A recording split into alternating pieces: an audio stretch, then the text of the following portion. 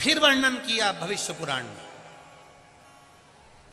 मान लो घर के बुजुर्ग, घर के पितर, मरे हुए व्यक्ति जो मर चुके हैं, वो सपने में आपको नजर आ रहे हैं और लगता है कि हमारे घर की दीवार पर बैठे हैं या पेड़ पर बैठे हैं या वृक्ष पर बैठे हैं।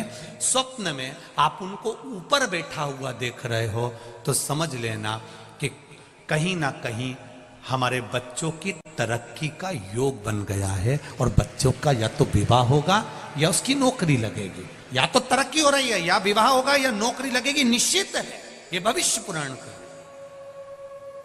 हमारी पुराणों में बहुत कुछ लिखा है कि आप अगर केवल पुराणों का स्मरण कर लें, केवल पुराणों को अगर पढ़ लें तो जीवन की सार्थक। हमसे कई लोग कई प्रश्न करते हैं, आप जो बताते हो वो क्या शिव पुराण में है? हम कहते हैं एक बार दिल से गीता प्रेस गोरखपुर की शिव पुराण लीजिए और आराम से बैठकर पढ़िए। एक एक शब्द पढ़ना कि काली मिर्च क्यों चढ़ती है, बेलपत्र क्यों चढ़ती है, दुर्वा का प्रयोग कब होता है, सफेद दुर्वा का प्रयोग कब होता है, भगवान को भस्म किस समय चढ़ाई जाती है, भस्म भी कितने प्रकार की होती है, भस्म का स्वरूप कितना होता है, त्रिपुंड लगाते समय ये 2 उंगली का प्रयोग करने के बाद आखिरी उंगली नीचे क्यों खींची जाती है। तुम तो मंदिर में गए, चंदन लिया, 3 उंगली खींच कर आ गए।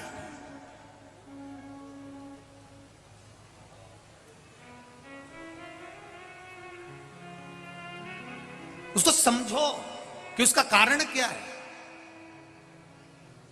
2 उंगलियां खींचने के बाद 1 उंगली का चंदन नीचे जब तीसरी उंगली से आता है तो हम नीचे, कितने भी नीचे अगर खड्डे में भी जा रहे हैं और कर्जे में भी जा रहे हैं, नीचे की उंगली अगर हमने बाद में लगाई है तो हमें ऊपर उन्नति की सीढ़ी पर महादेव चढ़ा ही देता है। ये निश्चितता है त्रिपुंड लगाने की,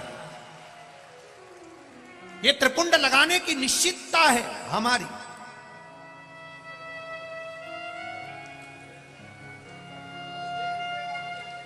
हम दुनिया से पूछ रहे हैं, साहब कर्जे में हो गए, साहब कर्जे में हो गए, बहुत कर्जा है, बहुत कष्ट है, कर्जा कैसे चुकेगा, कर्जा कैसे चुकेगा। हमने ये पूजन कराई, हमने वो कराया, हमने वो कराया, हम महाराज के पास गए, हम वहां पहुंच गए, हमने वहां पहुंच गए। कोई कहता है तुम्हारा घर बंधा है, कोई कहता है तुम्हारी दुकान बंदी है, कोई कहता है कोई भूत लग गए, कोई कहता है ये लग गए।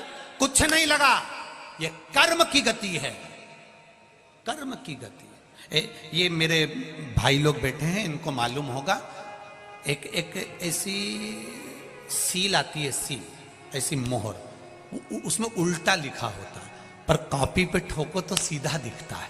उसी तरह महादेव के मंदिर में जब जाओ कुछ चीजें बड़ी विचित्र होती है। शंकर जी के मंदिर में पलट कर देखना, शिव जी के मंदिर में अपना मस्तक रखना। मस्तक इसलिए रखा जाता है कि कहीं कुछ उल्टा लिखा हो और कर्जा मर्जा लिखा हो तो नीचे झुकाऊंगा तो सीधा हो जाएगा, सील लगेगी तो सीधी होगी।